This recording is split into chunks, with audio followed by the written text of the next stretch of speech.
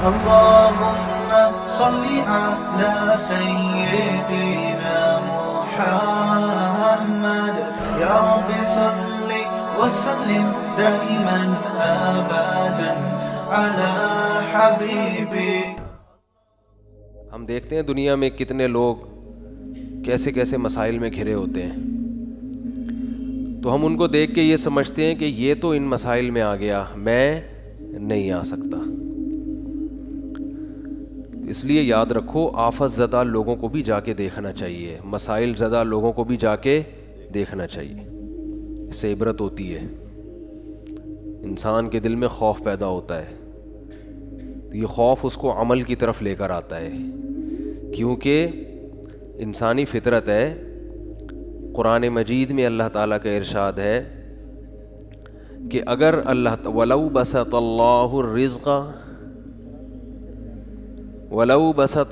الرِّزْقَ لِعِبَادِهِ لَبَغَوْا فِي الْأَرْضِ، کہ اگر اللہ اپنے بندوں کے لیے رزق بہت زیادہ کشادہ کر دے اور یہ کائنات ٹینشن فری ہو جائے، کوئی غم ہی نہ ہو، اس میں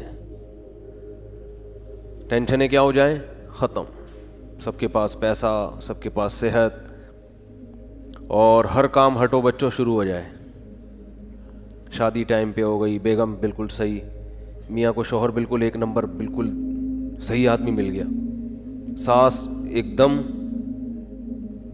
ایکوریٹ، بالکل کبھی بہو کو تنگ اس نے نہیں کیا. یہی ہوگا نا جب نے سب کچھ اگر صحیح ہو جائے. رزق کی کشادگی تو ایک، یعنی اللہ نے اس کو تو ایک بطور علامت کے بیان کیا نا کہ رزق کی کشادہ ہونے سے لوگ سمجھتے ہیں کہ مسائل حل ہو جائیں گے. تو آیت کا مطلب یہ ہے کہ اگر انسانوں کے سارے مسائل حل ہو جائیں، سب خوشحال زندگی شروع کر دیں،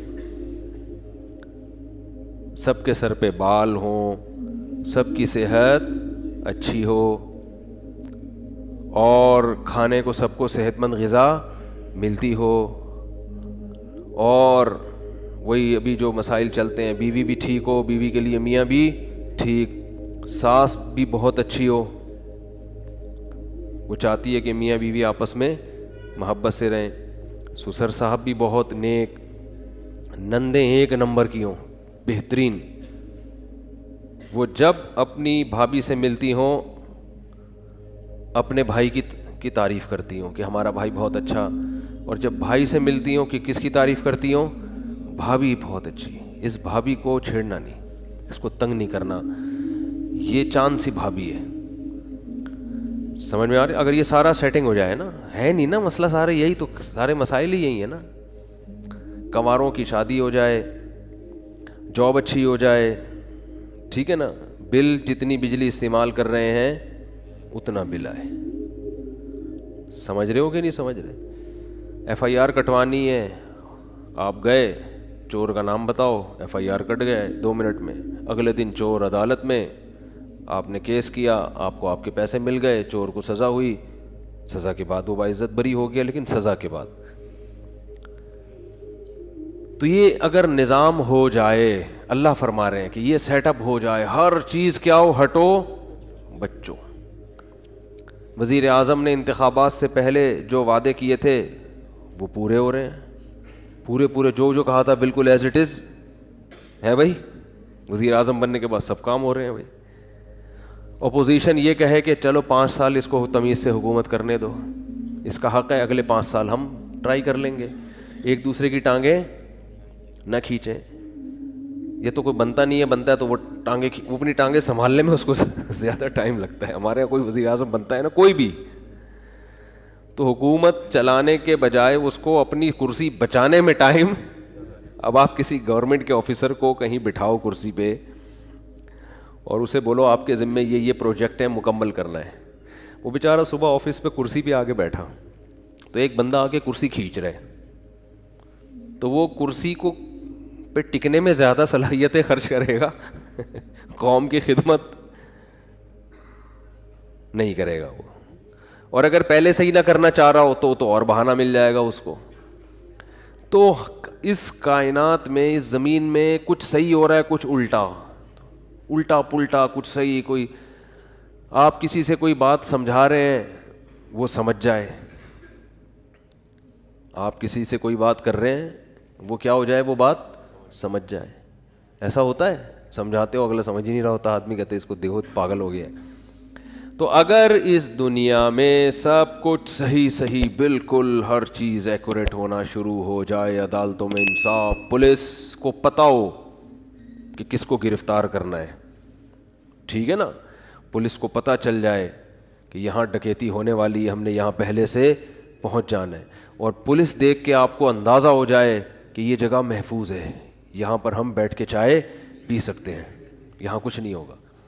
وہ الٹا رہا ہے, پولیس کی موبائل کھڑی ہے, بیٹا نکلو یہاں سے, اللہ خیر کرے, پتہ نہیں کیا ہونے والا ہے یہاں. ڈاکٹر آپ کو وہ دوا لکھ کے دے,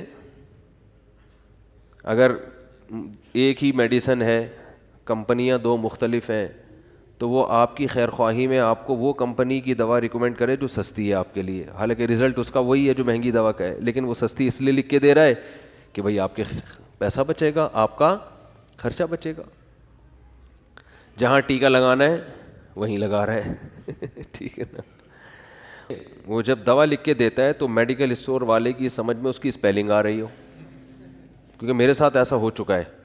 ڈاکٹر نے کیڑے مکوڑے بنائے, میں دوا لے کر آیا, وہ غلط دوا دے دی میڈیکل والے نے. ایک تو ہم نے کھا لی, اگلی دفعہ جب دیکھا تو مجھے اندازہ ہوا یار یہ کچھ عجیب سی لگ رہی ہے, یہ کچھ کیا دے دیا کیا, تو اس نے کہا سوری غلط دوا دے دی میں نے. تو وہ ڈاکٹر کی اسپیلنگ کی کیڑے مکوڑوں کی وجہ سے. ڈاکٹر نے لال بیگ بنایا تھا, وہ سمجھا کہ کیڑے مکوڑے بنے ہوئے ہیں, ٹھیک ہے نا, تو وہ کھٹمل سمجھا یا کچھ اور سمجھا. تو ہر چیز اگر تمیز سے ہو, نہ جعلی حکیم ہو, اور ڈاکٹر بھی بالکل فٹ فاٹ, حکمران بھی, فوج بھی اپنی ذمہ داریاں 100% پوری کر رہی ہو, اس میں بھی کرپشن بالکل بھی نہ ہو, ایک دم ہٹو بچو ہوگا, تو پتہ ہے کیا ہوگا, نظام عالم تباہ ہو جائے گا.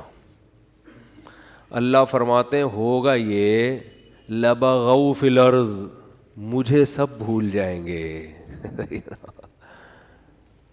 مجھے بھول جائیں گے, میرا انکار بھی ہوگا, میرے پیغمبروں کا انکار بھی ہوگا, میری کتابوں کا بھی انکار ہوگا.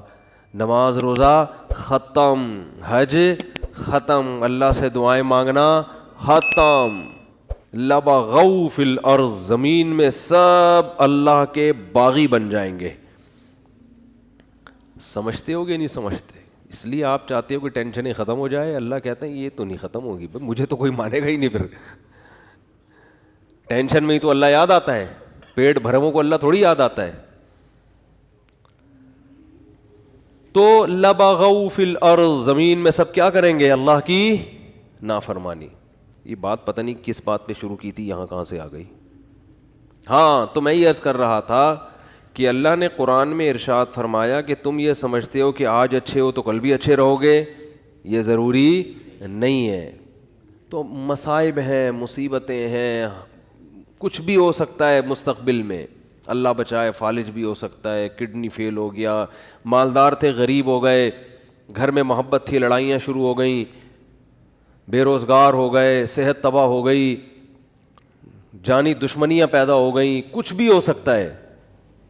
اور اس خوش فہمی میں مت رہو کہ آج اچھی حالت میں ہو تو کل بھی لازمی اچھی حالت میں رہو گے, کیونکہ ام لکم کتاب فیہ تدرسون, کیا تم نے کسی کتاب میں پڑھا ہے کہ تمہارے ساتھ اچھا ہی ہوتا رہے گا, یا ہم نے قسمیں اٹھائی ہوئی ہیں تم سے, قسمیں لی ہوئی ہیں قیامت تک کے لیے کہ تم اچھے ہی رہو گے. اللہ فرماتے ہیں ایسا بولو بھائی نہیں ہے.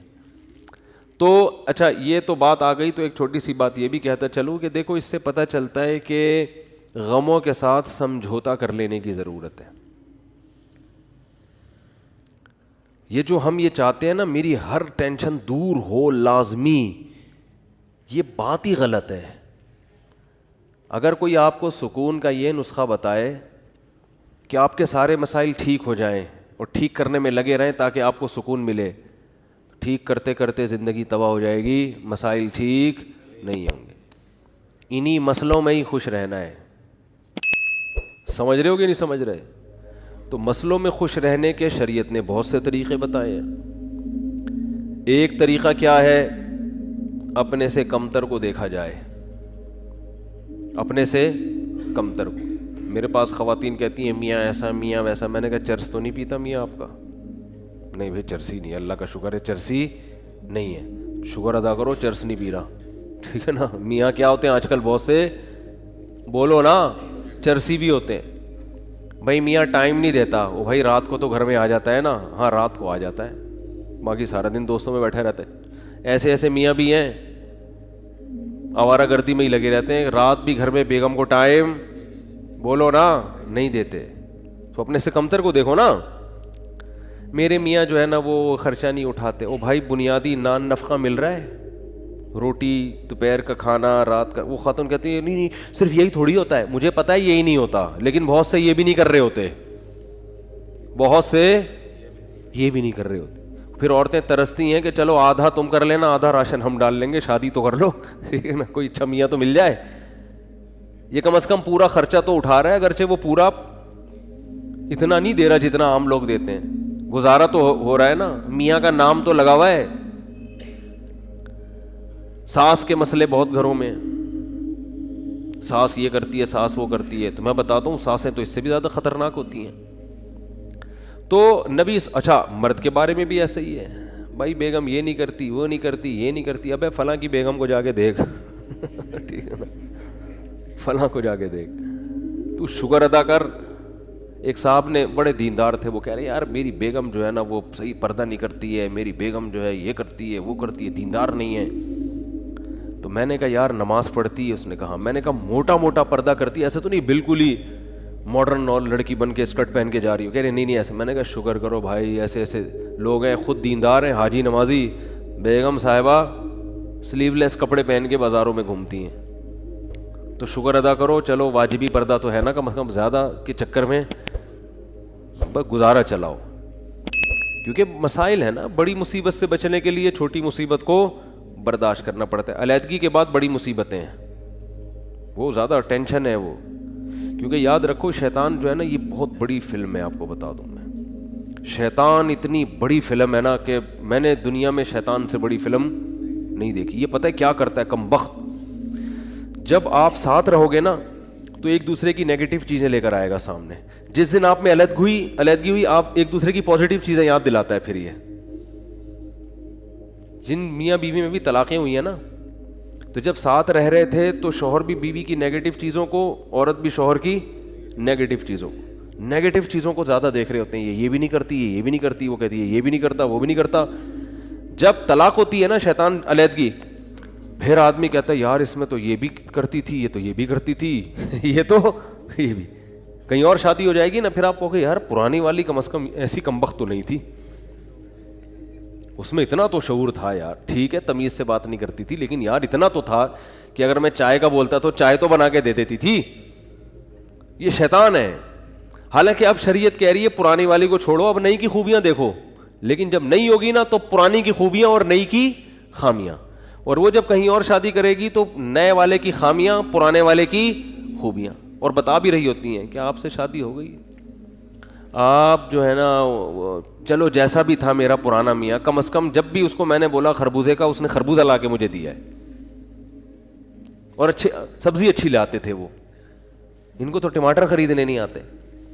یہ شیطان اتنی بڑی چیز ہے کہ آپ کو کیا بتاؤں میں, ہر چیز میں یہ کیا لے کے جاتا ہے, نیگیٹو. تو آپ نے شیطان کے الٹا چلنا شروع کر دو تو ہر چیز کیا ہو جائے گی, پازیٹیو ہو جائے گی.